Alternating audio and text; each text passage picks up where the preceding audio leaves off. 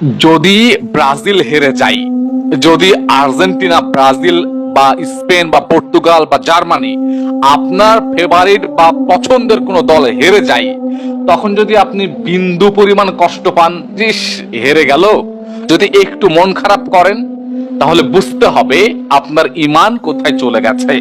কেন বলছি আমি? কারণ ধর্ম আপনাকে সেটা শেখায় না। ধর্ম আপনাকে তাদের জন্য দালালি করতে শেখায় না, তাদেরকে নিয়ে পক্ষ নিয়ে কথা বলতে শেখায় না। আপনি চিন্তা করেন, আপনি আর্জেন্টিনা করছেন, ভালো কথা আপনার কাছে। যিনি ব্রাজিলের সমর্থক তাকে আপনি দেখতে পাচ্ছেন না, অথচ তিনি আপনার ভাই। যিনি পর্তুগালের সমর্থক তাকে আপনি দেখতে পাচ্ছেন না, অথচ তিনি আপনার ভাই। কেন এমনটা হয়ে গেল? আমরা ধর্মের বেলা কথাবার্তা বলার সময়, আমরা আমাদের দেশের স্বার্থে কথা বলার সময় এক হতে পারি না, অথচ আমরা ফাটল সৃষ্টি করছি কোথায়? অন্য জায়গায়।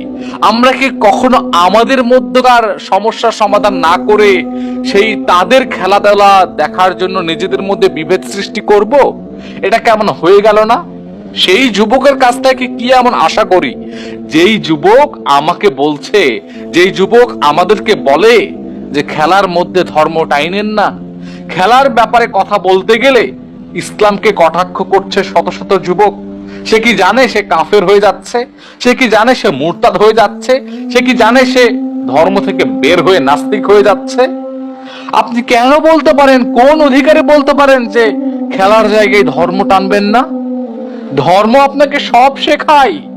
ধর্মে এমন কোনো কিছু কি বাদ রয়েছে যেগুলো আপনাকে শেখায় না? ইসলাম শুধুমাত্র একটা ধর্ম নয়, এটা আপনাকে মনে রাখতে হবে। ইসলাম একটি পূর্ণাঙ্গ জীবন ব্যবস্থা, এটা আপনাকে স্মরণ রাখতে হবে। সেই অনুযায়ী আপনাকে চলতে হবে, ফিরতে হবে। আপনি আপনার জায়গায় পরিবর্তন হবেন না, দিন শেষে আপনি অমুকের অমুকের ভুল ধরে বেড়াবেন। এটা কি আসলে অন্যায় নয়? এটা কি সত্যি সত্যি আপনার আমার জন্য ধিক্কার নয়?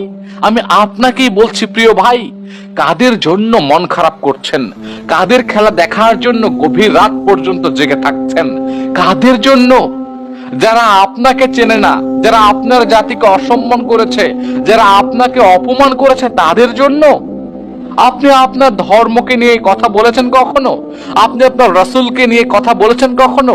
আপনি আপনার সাহাবীদের নিয়ে কখনো কথা বলেছেন?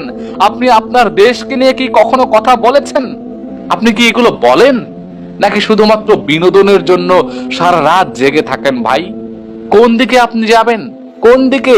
আপনাকে কি মরতে হবে না? আপনি কি সত্যি সত্যি মরবেন না ভাই?